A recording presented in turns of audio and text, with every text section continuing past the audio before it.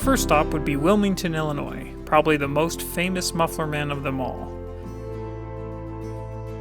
Named the Gemini Giant by Kathy Thomas, a 5th grader, back in 1965, the Spaceman version arrived that same year from International Fiberglass and was one of a handful of this space version. Today, he is the last of his kind. Owned by John Corlick, he became an Illinois landmark and an icon of Route 66. Corlick sold the place in 2010 and business was rough or non-existent for a few years until the place was purchased by Tully Garrett and Holly Barker. They resurrected the restaurant to its former glory and restored the Giant.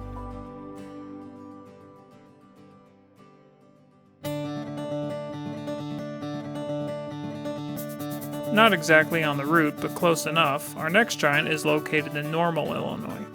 He is a 14-foot Muffler Man made by Mark Klein from a mold pulled from an original. His name is Carl, and he stands at Carl's Ice Cream in Normal, just a short distance from Route 66. He holds a hamburger and an ice cream cone. Originally in Cicero, on Route 66, this Muffler Man was ordered by Hamlet A. Stevens around 1965 for his new hot dog business. The Giant stood on the roof for many years before moving down onto the ground for better picture opportunities. The place closed in 2003 and the Giant was loaned to the city of Atlanta, Illinois for display. Today this Bunyan Giant, lacking the traditional knit cap, is also one of the most popular Muffler Men of the Route and welcomes thousands of visitors each year. The Muffler Man in Springfield was ordered around 1965 as a promotional item for Midtown Tire. The place closed in the late 60s and the Giant was sold to the Roundup Cafe in Farmersville, where he stood until 1978. When the Lewis family purchased him and set him up at his current location, he lost his head in a tornado a few years back, but seems to be doing well these days with a new paint job. Our next Muffler Man on the route is in fact a female, known as a Uniroyal Gal. She was used to promote tires on the East Coast, most likely in the state of Virginia, and eventually ended up at a water park in Chincoteague, Virginia in the 1970s. By the late 90s, this girl had been discarded in a swamp after the closure of the park and was rescued and set up in Kingsville, Maryland on a farm. She was part of a hayride and eventually was sold to Dave Heyman, who owns the Pink Elephant Antique Mall in Livingston, Illinois. She was stored behind the building for a few years before being restored and put out front. The other Muffler Man at the Pink Elephant Antique Mall is a rare 14-foot version made by International Fiberglass. Many of these versions advertised for the Lombard Chainsaw Company back in the day and went by the name of Luke Lombard. This one ended up near Monticello or Somerset, Kentucky, at a number of different locations from the 90s till about 2006 when he was sold on eBay. He stood inside the Pink Elephant for a few years before being repainted with a Harley-Davidson lettering and put outside in the field. Our next stop is in Cuba, Missouri, where a heavily modified Muffler Man hides in a junkyard. He was a special custom job done by International Fiberglass for the Jesse James territory in Sullivan, Missouri.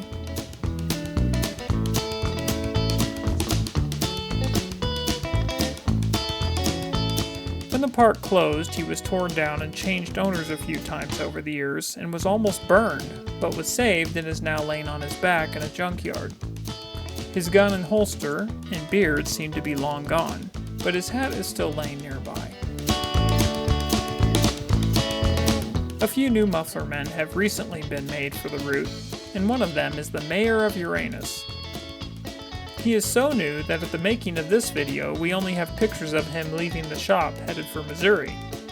By the time you see this, he will most likely be standing in Uranus holding a golf club and a ball.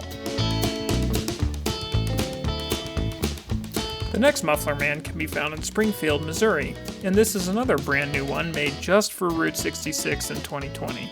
He advertises for the Route 66 Food Truck Park and was custom made by Mark Klein, complete with cooking utensils. I'm not going to include these two on the official Route 66 Muffler Man list because they are 5 miles off the route, But if you want to detour to Grove, Oklahoma, you can see two original Muffler Men unrestored and displayed just as they were found. One is an old Phillips 66 cowboy that still has his 6-shooter, and the other used to stand at a gas station in Savannah, Georgia many years ago, before being stored for 30 years in a field. Both are worth the detour. Tulsa is the next stop with the new and amazing Buck Adams, the brainchild of Mary Beth Babcock, owner of Buck Adams Cosmic Heroes on Route 66. She came up with the idea for his character and how this cowboy spaceman would save Route 66 in Tulsa. After talking with us about her idea, we suggested Mark Klein could make her a custom Muffler Man, and so he did. We set the giant up in early 2019, and he is quickly becoming one of the most iconic Muffler Men on the route, giving the Gemini Giant a run for his money. The American Indian Chief in Calumet, Oklahoma is one of the many originals made for the Pontiac dealership to stand at their car lots in the 1960s. This one stood in nearby Clinton at the Dave Howe Auto Lot until around 2007. At that point, he was sold and moved to his current location at the Indian Trading Post.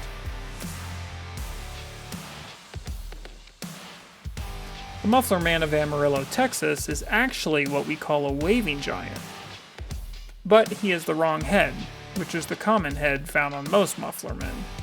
Originally, this version had the head actually used on the Jesse James guy we talked about earlier.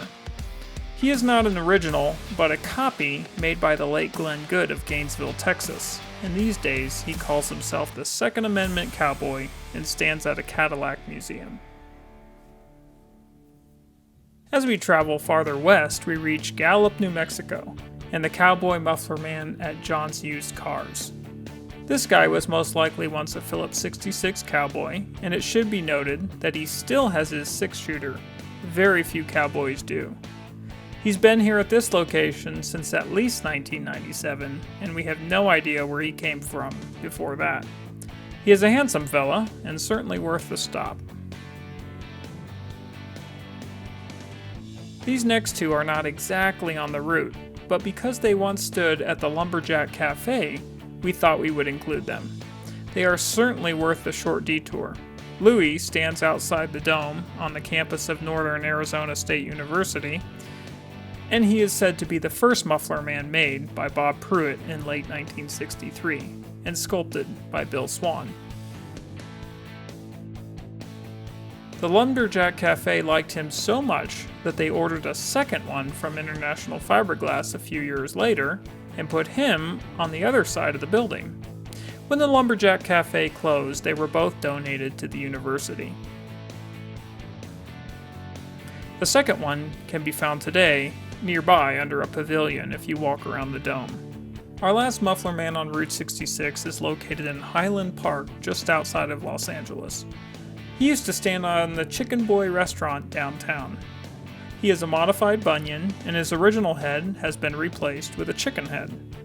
In 1984, the place closed, and he was saved by Amy Inul and placed in storage for 23 years.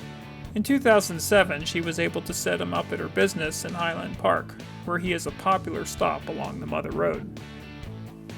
So that is the current list as of December 2020. Currently, there are 16 Muffler Men that have the honor of adorning either the roadside of Route 66 or within a mile or so of her.